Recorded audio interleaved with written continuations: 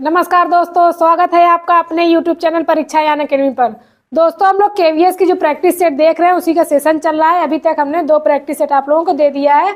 English subject से related जितने भी क्वेश्चन बनने हैं, प्रीवियस ईयर जो क्वेश्चन हुए थे उसको सॉल्व कराए। उसमें देखा गया कि लेवल कैसा क्वेश्चन बनता है, फिर उसी के आधार पर मॉडल पेपर दिया जा रहा है। तो हम करा रहे हैं इंग्लिश की practice set, KVS, PRT, TGT की पीजीटी, ये तीनों में काम आएगा। ग्रामर के जितने क्वेश्चन बनेंगे दोस्तों ध्यान दीजिएगा, केवीएस में, पीआरटी, टीजीटी, पीजीटी, इन तीनों में भी जो भी ग्रामर के क्वेश्चन बनेंगे लेवल यही ग्रामर का रहता है। तो चलिए देखते हैं, क्लास को स्टार्ट करते हैं। टॉप 30 क्वेश्चन ला रहे हैं। चलिए देखते हैं पहला क्वेश्चन क्या है। पहला क्वेश्चन दिया गया, चूज द वर्ड अपोजिट। क्या बताना है हमें? अपोजिट वर्ड बताना है। Choose the opposite in the meaning of the given word जो दिया गया है, इसकी क्या बताना है हमें? अपोजिट मीनिंग बतानी है। क्या दिया गया? फ्रेलिटी। दोस्तों पहले जान लेते हैं फ्रेलिटी मतलब होता क्या है। तो फ्रेलिटी मतलब क्या होता है? निर्बलता। इसकी हिंदी क्या होती है? निर्बलता। अगर पूछा जाए कि फ्रेलिटी कौन सा नाउन है तो कौन सा नाउन हम लोग बताएंगे? तो ये एब्स्ट्रैक्ट नाउन है। कैसी नाउन है? एब्स्ट्रैक्ट नाउन अर्थात भाववाचक संज्ञा है। क्या दिया गया? इसकी हिंदी क्या होती है? निर्बलता। तो हमें क्या बताना है? इसका अपोजिट मीनिंग बताना है। अर्थात निर्बलता की अपोजिट मीनिंग क्या होगी? तो मजबूती होगी या फिर स्ट्रेंथ। स्ट्रेंथ देखते हैं। इमेंसिपेशन मतलब क्या होता है? इसकी मतलब होता है मुक्ति। क्या होता है? मुक्ति होती है। स्ट्रेंथ, यहाँ पे देखें अपोजिट पूछा गया। फ्रेलिटी मतलब क्या होता है? निर्बलता होता है। तो स्ट्रेंथ मतलब क्या होगी? मजबूती होगी। ऑप्शन बी यहाँ पे सही होगा। बाकी अगला देखते हैं, इसका मतलब होता है स्वास्थ्य। बोल्डनेस मतलब क्या होता है? बहादुरी। यहाँ पे क्या दिया गया है? फ्रेलिटी मतलब पूछा गया था। फ्रेलिटी, और दोस्तों हम लोग जानते हैं फ्रेलिटी, जैसे अभी शेक्सपियर की जो एक क्या है वो ट्रेजेडी देखिए, ग्रेट ट्रेजेडी जो है, हैमलेट, ओथेलो, किंग लियर, जो 4 ग्रेट ट्रेजेडी उनके द्वारा दी गई है, उसमें भी बताया गया। हैमलेट में कहा गया है frailty Dai name is women. क्या कहा गया है? Frailty Dai name is women मतलब निर्बलता तुम एक स्त्री हो। मतलब स्त्री को किस रूप में दर्शाया गया उस ट्रेजेडी में? स्त्री को निर्बल रूप में बताया गया। अर्थात कहा गया है कि frailty Dai name is women, उस क्या ट्रेजेडी में बताया गया है। फ्रेलिटी मतलब स्त्री को कमजोर मतलब निर्बलता की स्थिति में दर्शाया गया है शेक्सपियर के द्वारा लिखी गई पोएम हैमलेट में। पोएम नहीं दोस्तों, ये क्या है? ट्रेजेडी है, हैमलेट बाय शेक्सपियर। इसी में बताया गया फ्रेलिटी की चर्चा की गई, उसमें बताया frailty Dai name is women. तो हमारा ऑप्शन कौन सा सही होगा? ऑप्शन बी यहाँ पे सही हो जाएगा, स्ट्रेंथ। अगला क्वेश्चन देखते हैं। दिया गया कैंटाकिरस। क्या दिया? कैंटनकिरस दिया गया। इसकी क्या बतानी है हमें? करेक्ट सिनोनिम्स बतानी है। अर्थात क्या बताना है? पर्यायवाची बताना है। क्या होता है कैंटनकिरस? कैंटनकिरस मतलब क्या होता है? तो इसका मतलब होता है झगड़ालू। इसकी हिंदी मीनिंग क्या होती है? झगड़ालू होती है। हम देखते हैं कौन से अर्थ, कौन से जो 4 ऑप्शन दिया गया इसका मतलब होता है झगड़ालू होता है। तो रैश मतलब क्या होता है? देखते हैं। नॉइजी मतलब होता है शोर, शोरगुल। क्या है यहाँ पे? शोरगुल होगा। डिसरिस्पेक्ट क्या होता है? असम्मानपूर्ण होता है।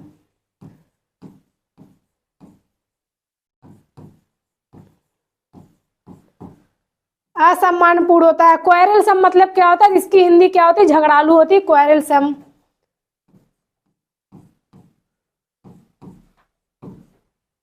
हमें सिनोनिम्स बताना। सिनोनिम्स क्या होता है? सिनोनिम्स यहाँ पे देखिए, कैंटाकिरस मतलब झगड़ालू होता है, तो इसकी सिनोनिम्स क्या हो जाएगी? क्वेरलसम हो जाएगी। और रैश की हिंदी क्या होती है दोस्तों? तो खरोच। इसकी हिंदी क्या हो जाएगी? खरोच। तो हमारा ऑप्शन कौन सा सही होगा? ऑप्शन बी यहाँ पे सही होगा, क्वेरलसम कैंटाकिरस की सिनोनिम्स होती है। अगला प्रश्न है, give 1 word for the given sentence. Sentence दिया गया, इसका क्या बताना है? एक शब्द अर्थात 1 वर्ड बताना है। देखते हैं। One who rights stories and news for a news paper. जो भी कोई है न्यूज पेपर के लिए क्या लिखता है? स्टोरी या न्यूज लिखते हैं, समाचार को लिखते हैं और कोई कहानी लिखते हैं। किस लिए लिखते हैं? न्यूज पेपर में। यहाँ पे न्यूज पेपर के लिए लिखते हैं, उन्हें हम क्या कहते हैं? उसको एक शब्दों में बताना है। तो चलिए देखते हैं। जैसे दिया गया ड्राफ्टमैन, इसकी हिंदी क्या होती है? लेखक। हर्बेलिस्ट मतलब क्या होता है? हर्बेलिस्ट मतलब होता है औषधि माहिर। जो औषधि में माहिर होते हैं उनको क्या कहते हैं? हर्बेलिस्ट। औषधि माहिर। हमें क्या बताना, कॉपी राइटर बताना, क्या बताना है इसका, one who rights stories and news, जो भी कोई कहानी लिखता है और क्या समाचार लिखते हैं न्यूज़पेपर के लिए, उन्हें क्या कहते हैं। तो यहाँ पे देखते हैं क्या दिया गया है, कॉपी राइटर मतलब क्या होता है और करेस्पॉन्डेंट मतलब क्या होता है। तो करेस्पॉन्डेंट मतलब होता है संवाददाता, संवाददाता। तो इसमें देखते हैं क्या होगा, जो भी, जैसे दोस्तों ध्यान दीजिएगा, जो भी न्यूज़पेपर में जो आर्टिकल छपते हैं, जो भी न्यूज़ समाचार पत्र में छपते हैं, तो उसमें जो छापने वाला होता है, वो लिखता जो है, उसको क्या हम कहते हैं, तो उसको संवाददाता कहते हैं। क्या कहते हैं, संवाददाता कहते हैं। उसको देख लेते हैं। तो यहाँ पे क्या सही होगा, ऑप्शन डी सही होगा। और कॉपी राइटर मतलब क्या होता है, कॉपी राइटर मतलब होता है विज्ञापन लेखक, विज्ञापन लेखक। कॉपी राइटर मतलब विज्ञापन लेखक होता है। करेस्पॉन्डेंट मतलब क्या होता है, संवाददाता। जो भी समाचार पत्र में न्यूज और स्टोरीज को लिखते हैं उन्हें हम क्या कहते हैं, करेस्पॉन्डेंट। उसकी हिंदी क्या होती है, संवाददाता होती है, ध्यान दीजिएगा। और यहाँ पे औषधि माहिर, जो औषधि में माहिर होते हैं उन्हें क्या कहते हैं, हर्बेलिस्ट कहते हैं। और ड्राफ्ट्समैन किसको कहते हैं, ड्राफ्ट्समैन कहते हैं लेखक को कहते हैं। तो हमारा ऑप्शन कौन सा सही होगा, ऑप्शन डी सही हो जाएगा, करेस्पॉन्डेंट। अगला प्रश्न, point out the correctly spelled word. इसमें बताना है करेक्ट स्पेलिंग बतानी। हैमरेज की करेक्ट स्पेलिंग क्या होती है हमें बतानी है। जैसे बोलते हैं ब्रेन हैमरेज हो गया, तो उसमें देखते हैं कौन सी करेक्ट स्पेलिंग होगी। देखते हैं ऑप्शन ए क्या HAMORRAG होगा, ऑप्शन बी HAEMORRAGE, क्या बी होगा, ऑप्शन सी देखते हैं हैमरेज HAMMERAGE, क्या ये होगा, या ऑप्शन डी देखते हैं HAMMARAG, क्या ये सही होगा। तो दोस्तों ध्यान देंगे, ख्याल से ध्यान देंगे। हमने क्या बताया था, स्पेलिंग को पकड़ने का सबसे तरीका क्या होता है कि जो स्पेलिंग आप लोग जानते होंगे पहले उसको लिख लेते हैं। देखते हैं हैमरेज की स्पेलिंग होती क्या है, पहले अपने से लिखते हैं, ऑप्शन में देखे बगैर। अगर हम ऑप्शन में देख लेंगे तो क्या होंगे, कंफ्यूज हो जाते हैं, अक्सर अधिकतर लोग कंफ्यूज हो भी जाते हैं। देखते हैं क्या होगी हैमरेज की स्पेलिंग। हैमरेज की स्पेलिंग होती है, क्या दिया गया हैमरेज की स्पेलिंग,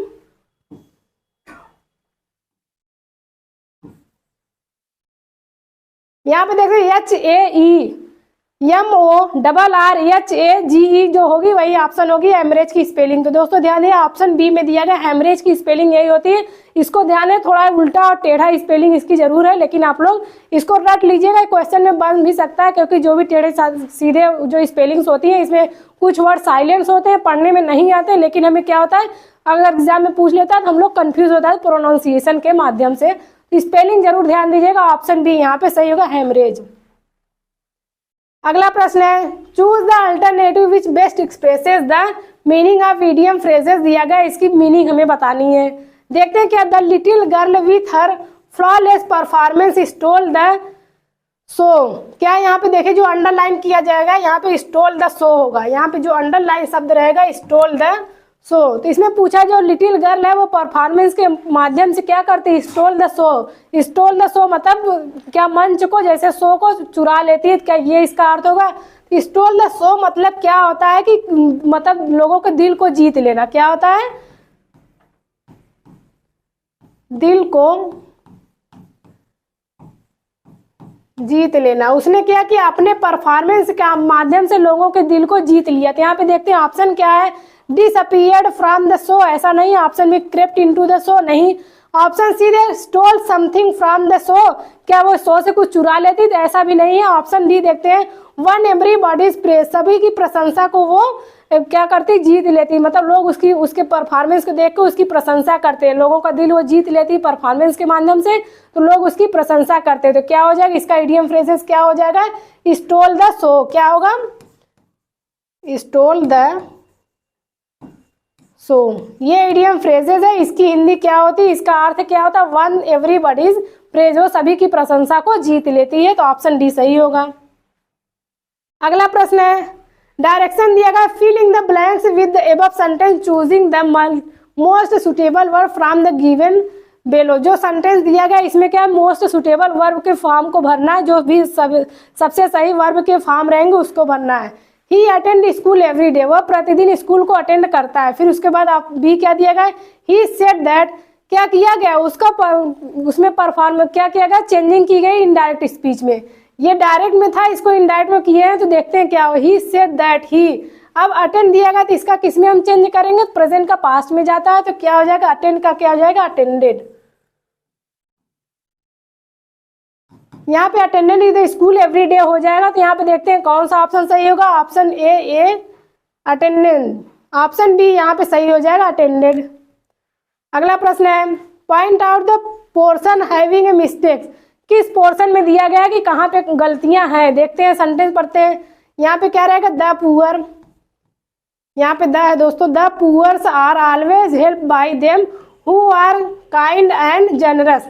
तो देखते हैं गलतियां कहाँ पे दोस्तों। ध्यान, जब पुअर का यूज करते हैं तो द पुअर अगर हम लगा देते हैं तो वो खुद ही पुअर गरीब लोगों की बात कर देता है। अगर द पुअर लिखा है, द पुअर है, ये खुद ही बोध कराता है कि गरीब लोग।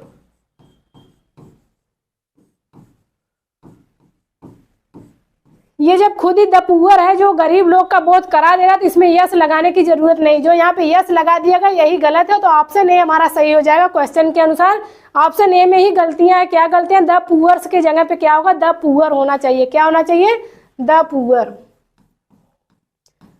यहाँ पे the poor are always help by them who are kind and generous, तो ऑप्शन ए हमारा सही हो जाएगा। अगला प्रश्न है choose the singular form of the given words. Leaves दिया गया, इसका सिंगुलर फॉर्म बताना। लीव्स क्या प्लूरल फॉर्म है, इसका सिंगुलर फॉर्म क्या होगा देखते हैं। ऑप्शन ए क्या लीव होगा, option B leaf, option C leavy, option D दिया गया नन ऑफ दिस। तो देखते हैं लीफ का होता है, लीफ ये किसका फॉर्म होता है, तो लीफ का। लीफ का प्लूरल क्या होता है, लीव्स होता है, तो ऑप्शन बी यहाँ पे सही हो जाएगा, लीफ। अगला प्रश्न है which tense used for the action just completed. Just जैसे ही कोई काम है तुरंत कंप्लीट हो रहा है, उसके लिए किस टेंस का हम प्रयोग करते हैं। जैसे कोई कार्य तुरंत समाप्त हुआ है, अभी अभी समाप्त होके गया है, तो उसके लिए उसको ट्रांसलेट करने के लिए हम किस टेंस का प्रयोग करेंगे उस वाक्य को बोलने के लिए। क्या सिंपल परफेक्ट होगा, क्या सिंपल पास्ट होगा, प्रेजेंट परफेक्ट होगा, प्रेजेंट परफेक्ट कंटिन्यूअस होगा। तो दोस्तों ध्यान देगा, जैसे ही कोई कार्य समाप्त होता है तो उसको हम किस टेंस में रखते हैं, तो प्रेजेंट परफेक्ट टेंस में रखते हैं। जैसे मैं खाना खा चुकी हूँ, तो अगर तुरंत जैसे खाना खा के अभी आए, कोई बोला कि हाँ खाना खा चुके, हाँ मैं खाना खा चुकी, तुरंत जैसे जो काम कंप्लीट होता है उसके लिए क्या करते हैं, प्रेजेंट परफेक्ट टेंस का प्रयोग करते हैं। अगर कुछ टाइम हो गया काम को समाप्त हुआ तो किस में करते हैं, सिंपल पास्ट में करते हैं, लेकिन यहाँ पे ऑप्शन सी सही होगा, प्रेजेंट परफेक्ट टेंस। अगला देखते हैं pick out the correct passive voice of the following sentence. Sentence दिया गया, इसमें क्या करना है, करेक्ट पैसिव वॉइस को भरना है। तो चलिए देखते हैं कौन सा है। ऑफ द फील्ड नहीं होगा दोस्तों। ध्यान दें, पैसिव वॉइस को सॉल्व करने का सबसे अच्छा तरीका क्या करते हैं, एक्टिव को पैसिव में कैसे बदलते हैं। क्या हो जाएगा, सब्जेक्ट का ऑब्जेक्ट हो जाएगा, फिर क्या रहेगा, ऑब्जेक्ट का क्या हो जाएगा, सब्जेक्ट हो जाएगा, फिर वर्ब के जो फॉर्म्स होते हैं वो नियम के अनुसार चेंज होते हैं। देखते हैं यहाँ पे ऑफ द फील्ड नहीं होगा क्योंकि ये सब्जेक्ट नहीं। इसमें देखते हैं सब्जेक्ट कहाँ पे है, तो दे सब्जेक्ट है, और क्या है इंजर्ड प्लेयर, ये क्या हो जाएगा, ऑब्जेक्ट हो जाएगा। तो जब हमें इसको कंप्लीट करना, क्या पैसिव फॉर्म में बनाना है, तो ऑब्जेक्ट को सब्जेक्ट की जगह रखते हैं। देखते हैं कहाँ पे है injured player.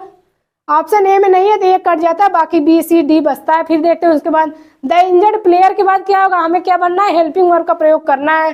The injured player was, यहाँ पे देखिए पास्ट इंडेफिनिट टेंस में है, तो पास्ट इंडेफिनिट का पास्ट में ही रहता है, तो पास्ट कंटिन्यूअस में जाता है। देखते हैं the injured player was carried off the field by them, option B यहाँ पे सही हो जाएगा। अगला प्रश्न देखते हैं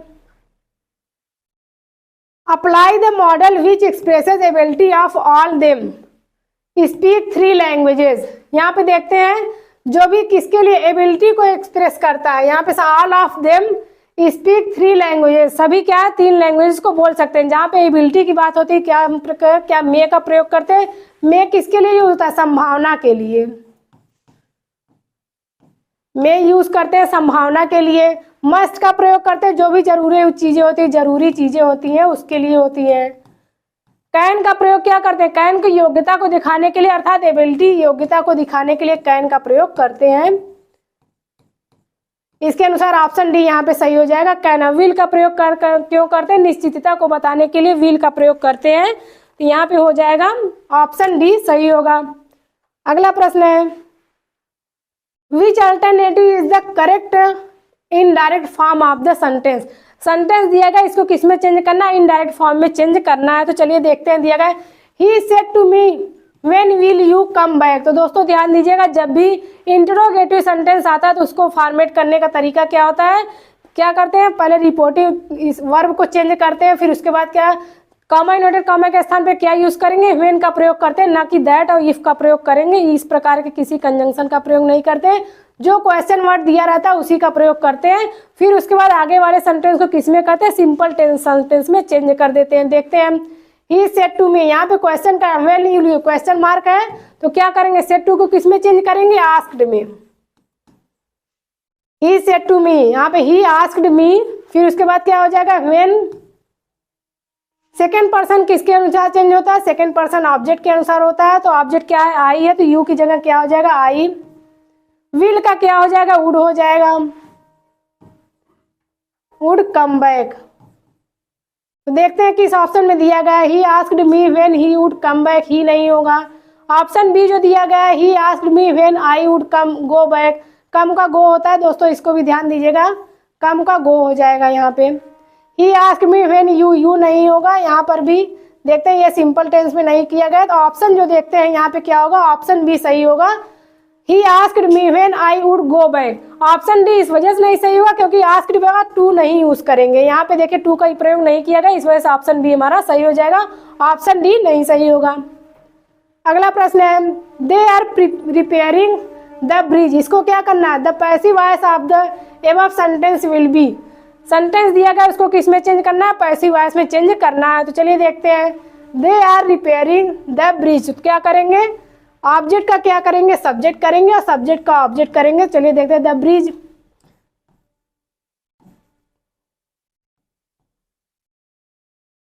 द ब्रिज, फिर क्या दिया गया है, आर रिपेयरिंग होगा तो इसको किस में चेंज करेंगे, द ब्रिज क्या है, सिंगुलर है तो इसको किस में करेंगे, इज।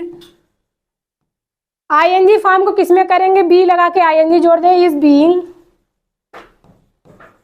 रिपेयर को किस में करते हैं, तो वर्ब की यहाँ पे थर्ड फॉर्म का प्रयोग करेंगे, वर्ब की थर्ड फॉर्म, तो हो जाएगा रिपेयर्ड। यहाँ पे देखते हैं, अगर दे दिया गया तो बाई का यूज करते भी है, नहीं करते। अगर ऑप्शन में नहीं दिया हुआ तो आप नहीं का वाला टिक लगाइए, क्योंकि दे क्या होता है, ये जब हम किसी भी एक्टिव वॉइस में दिया रहता है पैसिव वॉइस में चेंज करते टाइम अगर हम बाई दे का प्रयोग देम का प्रयोग नहीं भी करेंगे तब भी सही होगा, और अगर ऑप्शन में दिया गया है दे का देम का प्रयोग तो हम कर सकते हैं। तो देखते हैं किस में दिया गया है, the bridge is being repaired, option C यहाँ पे सही होगा, the bridge is being repaired, option C सही हो जाएगा। अगला प्रश्न है, apply the correct form of the verb, remember का अप्लाई करना, करेक्ट फॉर्म अप्लाई करना। दोस्तों ये क्वेश्चन, ये जो क्वेश्चन है ये रिपीट हो रहा है, I your name, I dash dash your name, तो देखते हैं किस में होगा, आई एम रिमेंबरिंग में। पहली बात तो आप लोग ध्यान दीजिएगा, रिमेंबर का कभी भी आईएनजी फॉर्म नहीं बनता है, ये क्या होता है, कांस्टेंट वर्ब होता है, इसी वजह से इसका रिमेंबर का आईएनजी फॉर्म नहीं बनेगा, ये गलत हो जाएगा। रिमेंबर, वाज मीटिंग, मीटिंग की कोई हैव रिमेंबर नहीं होगा, हैव होता तो रिमेंबर्ड होता, थर्ड फॉर्म का प्रयोग करेंगे तो ऑप्शन हमारा कौन सा सही होगा, ऑप्शन बी सही होगा, आई रिमेंबर योर नेम, यहाँ पे क्या हो जाएगा, रिमेंबर का प्रयोग करेंगे। ये क्वेश्चन रिपीट हुआ है। देखते हैं, find out the incorrect sentence, क्या बताना है हमें, इनकरेक्ट सेंटेंस को बताना है, गलत सेंटेंस को बताना है। 4 सेंटेंस सही दिए गए, एक ठो गलत दिया गया। इज दिस माई पेन और इज इट योर्स, क्या ये मेरा पेन है या आपका, ये तो सही है। We got at down and had breakfast at 8 o'clock, सही है। ऑप्शन सी दिएगा, we have a holiday on Christmas, सही है। ऑप्शन डी देखते हैं, come back in an hours, यहाँ पे देखते हैं आवर्स नहीं हुआ, क्यों नहीं हुआ, क्योंकि यहाँ पे एन का प्रयोग किया गया, 1 घंटे। एन मतलब क्या होता है, 1 होता है, तो अगर हम 1 का प्रयोग करेंगे तो आवर्स को आवर को आवर्स नहीं करेंगे, बल्कि क्या करेंगे, आवर रहता तो यहाँ पे सही हो जाता, तो ऑप्शन डी यहाँ पे सही होगा, यही वाक्य गलत है।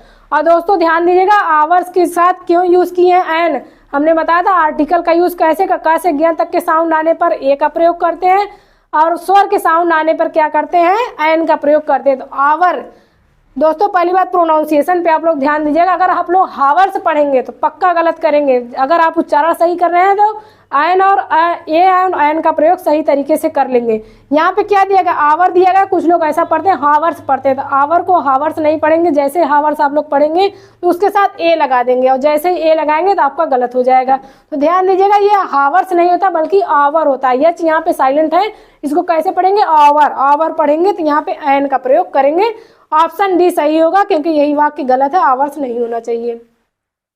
अगला प्रश्न है, point out the error in the given incorrect sentence. इसमें क्या दिया गया, क्या गलतियां दी गई है। I can learn poems more easy than speeches. दोस्तों ध्यान दीजिएगा, जब भी कंपैरेटिव डिग्री का प्रयोग किया जाता है तो पहले देखते हैं कि जिस भी वर्ड का अगर कंपैरेटिव डिग्री बन रही तो उसके साथ मोर का हम प्रयोग नहीं करते हैं। जैसे यहाँ पे इजी दिया गया है, क्या है, इजी दिया गया, तो इजी की कंपैरेटिव डिग्री हम बना सकते हैं, यहाँ पे मोर प्रयोग करने की जरूरत है। इजी, इजियर, और क्या हो जाएगा, इजीएस्ट। ये हो जाएगा पॉजिटिव, ये क्या हो जाएगा कंपैरेटिव, और ये क्या हो जाएगा सुपरलेटिव।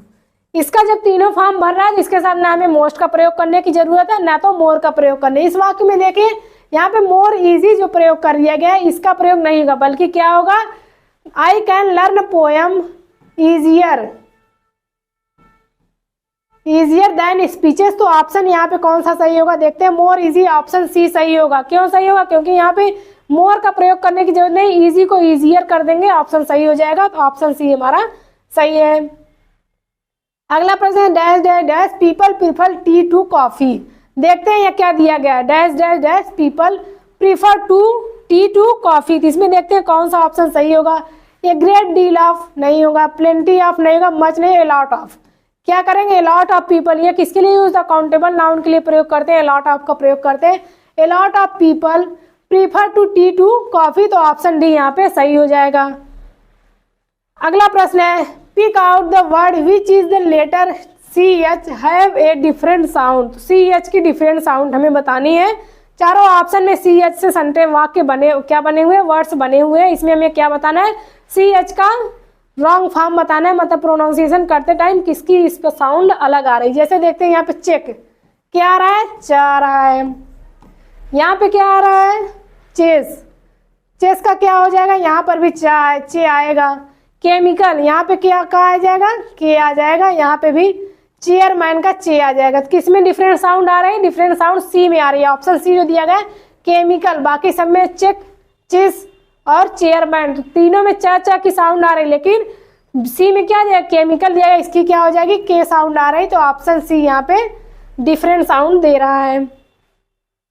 अगला प्रश्न, I know the man wrote this letter. यहाँ पे हमें क्या बनना है, करेक्ट प्रोनाउन का यूज करना है। जो कंजंक्शन जोड़ने के लिए किस करेक्ट प्रोनाउन का हम प्रयोग करेंगे। तो दोस्तों ध्यान देंगे, पहले समझ लेते हैं, हमने आपको प्रोनाउन पढ़ाया, उसमें बताया कि अगर सजीव चीजें हैं तो उसके लिए क्या करेंगे, किसका प्रयोग करेंगे, निर्जीव चीजें तो किसका प्रयोग करेंगे, और किसका ऑब्जेक्टिव फॉर्म में नहीं बल्कि किस सब्जेक्टिव रूप उसका होना चाहिए।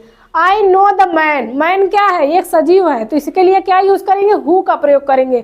और हु का प्रयोग करेंगे, लेकिन ना होम का करेंगे और सबका नहीं प्रयोग करेंगे। क्यों नहीं करेंगे, होम ऑब्जेक्ट है, ये क्या हो जाएगा, ऑब्जेक्टिव केस होगा। तो ऑब्जेक्ट की जगह यूज करेंगे तब ऑब्जेक्टिव केस का प्रयोग करेंगे। ये क्या है, पजेसिव हो जाएगा। और इसकी हाउ की कोई बात ही नहीं है, तो कौन सा हम यूज करेंगे प्रोनाउन, प्रोनाउन हु का प्रयोग करेंगे। यहाँ पे the man, I know the man who wrote this letter, option A यहाँ पे सही हो जाएगा। अगला प्रश्न है दोस्तों, प्रश्न रिपीट किया गया है, ये देखते हैं, ध्यान देंगे। Filling the blanks with the correct article, हमें सही आर्टिकल का प्रयोग करना है। तो देखते हैं क्या दिया गया है, नील आर्मस्ट्रांग वाज फर्स्ट, ये कौन सी डिग्री है, ये सुपरलेटिव डिग्री है। तो इसके लिए क्या यूज करते हैं, जब भी हम सुपरलेटिव डिग्री का प्रयोग करते हैं तो उसके साथ आर्टिकल द का प्रयोग करते हैं। तो यहाँ पे क्या हो जाएगा, द। और वैसे भी आप लोग ध्यान दें, जहां पर भी फर्स्ट रहेगा अगर उसके पहले कोई आर्टिकल का हमें प्रयोग करना है तो आर्टिकल द का ही प्रयोग किया जाएगा, ये डिफिनिट आर्टिकल होगा।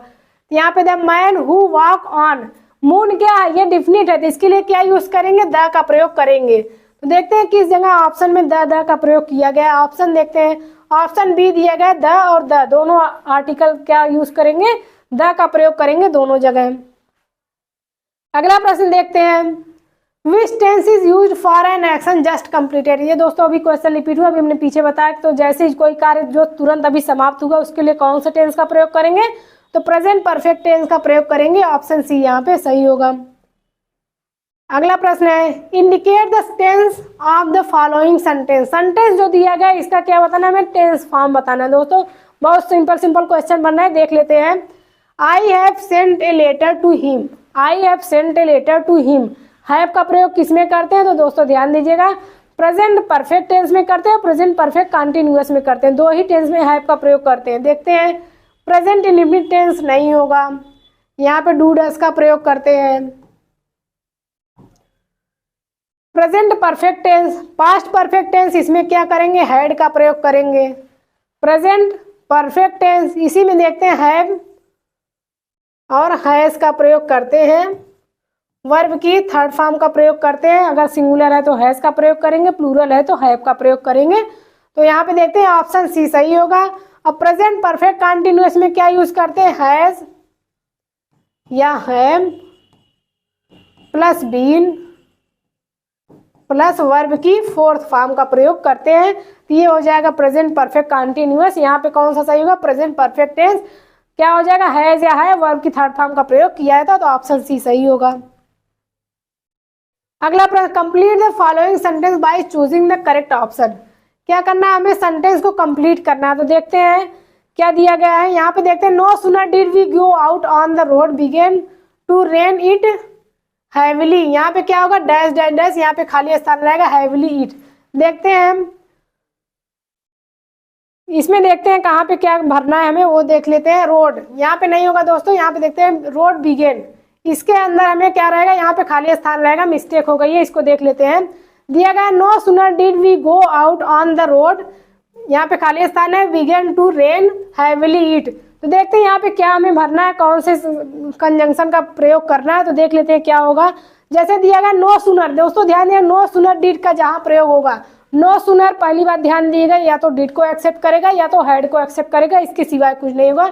यहाँ पे या तो डिड रहेगा या तो हैड का प्रयोग करेंगे, दो में से किसी एक का प्रयोग करते हैं। फिर उसके बाद देखते हैं, जब भी इसके साथ हमें कंजंक्शन का प्रयोग करना होगा तो हम किसका प्रयोग करते हैं? No sooner did, no sooner फिर देन का प्रयोग करेंगे। जैसे यहाँ पे दिया गया नो सूनर, फिर उसके साथ डैश डैश डैश, फिर देन आ जाएगा। जैसे दिया गया आइदर के साथ क्या होता है? आइदर डैश डैश डैश, और नाइदर के साथ क्या होगा? नाइदर के साथ क्या होगा? नॉर। दोस्तों ये सब कंजंक्शन जरूर ध्यान दीजिएगा, इसके साथ ही आता है, क्योंकि कभी कभी ऐसे ही क्वेश्चन में, जैसे यहाँ पे नो सीनियर को दे के पूछ दिया गया है, वहां पे अगर आइदर से क्वेश्चन सेंटेंस को स्टार्ट करके फिर आगे ऑप्शन क्या कर देगा? खाली स्थान को छोड़ देगा, वहां पे हम क्या भरेंगे? नॉर ऑप्शन में दे देगा, देन दे देगा, व्हेन दे देगा, बट दे देगा। लेकिन आपको क्या अगर याद है तो आप सही से कर देंगे, आइदर के साथ और आएगा, नाइदर के साथ नॉर आएगा, नो सूनर के साथ देन आता है। तो ऑप्शन यहाँ पे कौन सा सही होगा? ऑप्शन बी सही होगा। अगला प्रश्न है, filling the blanks with the appropriate preposition. हमें क्या बनना है? प्रीपोजिशन को भरना है। तो यहाँ पे देखते हैं, he is angry dash dash dash मी।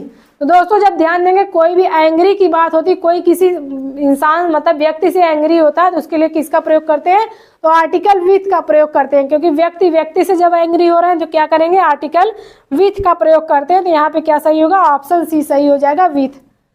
अगला प्रश्न है, filling the blanks with the correct preposition. यहाँ पर भी प्रीपोजिशन भरना है। तो देखते हैं, he is blind his own fault. क्या है? He is blind dash dash dash his own fault. तो देखते हैं यहाँ पे कौन सा क्या बनना है? प्रीपोजिशन का प्रयोग करना है। क्या विथ होगा, क्या ऑफ होगा, क्या फॉर होगा, क्या टू होगा? तो ऑप्शन बी जो दिया गया टू, यहाँ पे सही होगा। He is blind to his fault, option यहाँ पे भी सही होगा। Select the adverb of place. दोस्तों एडवर्ब कितने प्रकार के होते हैं? 4 प्रकार, adverb of place, adverb of time, adverb of, फिर क्या दिया गया है देखते हैं, adverb of place, adverb of time,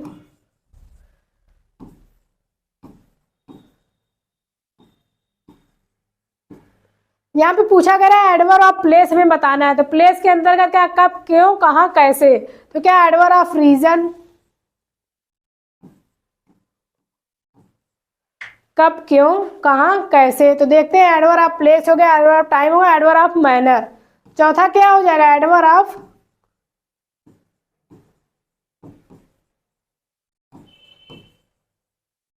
ये हो गया, 4 प्रकार होते हैं एडवर्ब के। पहला होता है adverb of place, adverb of time, adverb of क्या दिया गया रीजन, और एडवर्ब ऑफ मैनर दिया गया। तो यहाँ पे हमें क्या पूछा, एडवर्ब ऑफ प्लेस जो स्थान को इंडिकेट करे। ऑलमोस्ट होगा नहीं, ऑलमोस्ट नहीं होगा। यहाँ पे अगर किसी स्थान को नहीं हमें बताना है, एडवर्ब ऑफ प्लेस क्या बताना है ना, तो जापान होगा। एडवर्ब ऑफ प्लेस क्या होगा, हियर, यहाँ, वहाँ, जहाँ, फिर क्या ऐसे जितने भी शब्द आते हैं, कहाँ, ये सब शब्द कैसे आते हैं, एडवर्ब ऑफ प्लेस के अंतर्गत आएंगे। तो हियर मतलब यहाँ, तो ऑप्शन सी सही होगा। ये क्या हो जाएगा, एडवर्ब ऑफ प्लेस के अंतर्गत आएगा। अगर पूछेगा एडवर्ब ऑफ टाइम हो जाएगा, तो ये हो जाएगा व्हेन, इसमें समय जब बताएगा।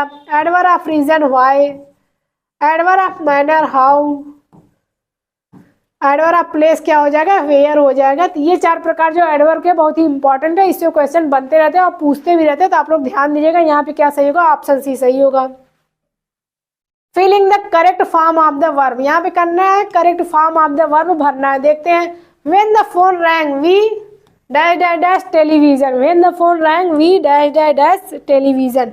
देखते हैं, वॉच्ड, वाचिंग, वर वाचिंग। तो क्या रहेगा, व्हेन द फोन रैंग, जब फोन बजा तब क्या कर रहा था, वी हम क्या कर रहे थे, वर वाचिंग द टेलीविजन। तो ऑप्शन डी सही होगा, हम क्या कर रहे हैं, टीवी। क्यों का यहाँ पे देखिए ये पास्ट टेंस में है, तो इसका भी क्या करेंगे, हमें पास्ट टेंस में भरना है। तो ऑप्शन डी सही होगा। Which one of the following words is an adjective, क्या पहचानना में, एडजेक्टिव जो नाउन की विशेषता बताते हैं उसे क्या कहते हैं, एडजेक्टिव कहते हैं। तो चलिए देखते हैं क्या यूज होगा। Option be useful, using, useless. Usefulness क्या होगा, ये क्या हो जाएगा, नाउन हो जाएगा। यहाँ पे जेरंड, यूज क्या हो जाएगा, वर्ब हो जाएगा। अब देखते हैं यूजफुल बचता है, तो जो होता है उपयोगी, यूजफुल थिंग्स। जैसे ही हम इसके साथ, हमें दोस्तों ध्यान दीजिएगा, अगर हमें नाउन एडजेक्टिव पकड़ना है तो उसके साथ जो भी वर्ड दिया है उसके साथ हम नाउन जोड़ के, अगर नाउन फिट बैठे तो वहां पे क्या हो जाएगा, एडजेक्टिव हो जाएगा। जैसे यूजफुल थिंग्स, अगर हम इसके साथ थिंग्स प्लस कर देंगे तो ये जुड़ जाता है। उपयोगी वस्तुएं तो क्या हो जाएंगी, ये एडजेक्टिव होगा।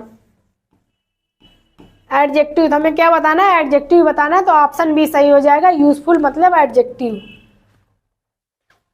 अगला प्रश्न है, I talk to a group of children, some of were very intelligent. तो क्या हमें बताना, I talk to the children, group of children, क्या बच्चों के समूह से वो बात करते हैं। तो यहाँ पे क्या है, फिर सम ऑफ, अब किसके बारे में बात की जा रही है, यहाँ पे ध्यान दीजिए, ग्रुप ऑफ चिल्ड्रेन, कुछ उसमें से क्या है, तो इसी के बारे में बात की जाएगी, ग्रुप ऑफ चिल्ड्रेन के बारे में। तो इसके लिए हम क्या करेंगे, ऑब्जेक्टिव फॉर्म का प्रयोग करेंगे। तो देखते हैं यहाँ पे क्या, सम ऑफ देम क्या हो जाएगा, देम हो जाएगा। हमें ऑब्जेक्टिव फॉर्म को बनना है, ऑप्शन से भी हम छाट सकते हैं। यहाँ पे ये क्या हो जाएगा, देयर, ये नहीं होगा, दे भी नहीं होगा, ये सब्जेक्टिव फॉर्म है, देयर्स भी नहीं होगा, पजेसिव फॉर्म्स है, ये भी पजेसिव फॉर्म्स है, एडजेक्टिव का रूप है। हमें क्या भरना है, यहाँ पे ऑब्जेक्टिव फॉर्म को भरना है। तो ऑप्शन ए सही हो जाएगा, देम। क्या है, I talk to a group of children, some of them were very intelligent. तो ऑप्शन ए यहाँ पे सही होगा। अगला प्रश्न है, I respect the beliefs of my astrologer, the underline word is. ये जो अंडरलाइन वर्ड किया गया बिलीफ, इसकी हिंदी मीनिंग क्या होती है, मतलब इसको क्या कहते हैं, क्या नाउन कहते हैं, प्रोनाउन कहते हैं, एडजेक्टिव, एडवर्ब किस रूप में रखते हैं, पार्ट ऑफ स्पीच में हमें बताना है। तो ऑप्शन देखते हैं, क्या नाउन है, एडवर्ब है, एडजेक्टिव है, पार्ट ऑफ द वर्ब है। ये पार्ट ऑफ वर्ब नहीं होगा, अगर वर्ब का पार्ट हमें बताना है तो क्या करेंगे, हम बिलीव कर देंगे, ये हो जाएगा, वर्ब के अंतर्गत आ जाएगा। उसके बाद देखते हैं, अगर एडजेक्टिव बताना है तो इसके साथ हम जो जोड़ेंगे नाउन फिट होता है, तो बिलीव के साथ कोई नाउन फिट नहीं होगा, तो यहाँ पे क्या हो जाएगा, एडजेक्टिव नहीं होगा। एडवर्ब को पहचानने के सबसे जो क्रिया की विशेषता बताए, तो यहाँ पे ये विशेषता होता है पकड़ने सबसे जिसके लास्ट में एल वाई, अधिकतर एडवर्ब कैसे होते हैं, जो जिसके लास्ट वर्ड क्या होते हैं, एल वाई से जुड़े होते हैं। यहाँ पर एडवर्ब भी नहीं होगा, ऑप्शन ए देखते हैं, नाउन होगा। ये बिलीफ क्या है, ये नाउन है, इसको किस फॉर्म में जानते हैं, पार्ट ऑफ स्पीच के अंतर्गत, नाउन के अंतर्गत आता है। तो ऑप्शन ए हमारा सही हो जाएगा, अ नाउन। तो दोस्तों ये थे आज हमारे टॉप 30 क्वेश्चन जो प्रैक्टिस सेट हम इंग्लिश की करा रहे हैं। तो इसी के साथ आज की हमारी क्लास भी समाप्त होती है। अगर आपको कहीं पर कोई भी डाउट हो तो आप कमेंट सेक्शन में जरूर पूछेगा, और हमसे जुड़े रहने के लिए, हमारा साथ देते रहने के लिए आप सभी का बहुत बहुत धन्यवाद।